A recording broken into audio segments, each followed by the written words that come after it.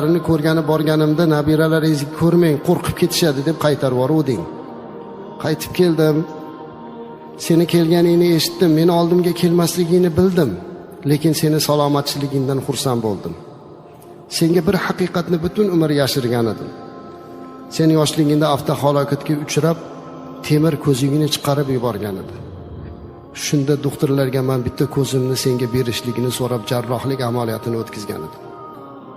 Seni oynaga qaraganda kulib turgan ko'zingni bittasi meniki edi bolam. Men juda ham xursandman. Chunki agar seni o'shinda ko'zsiz qoldirganimda men kabi xorlangan bo'lib bolalaring sendan uyalgan bo'lar edi. Shuning uchun men bu ishimdan afsuslanmadim. Endi bu bola ushbu onasining xatini butun dunyoga joylab internetda o'qinglar. Men badbaxtni ko'ringlar deb yozyapti.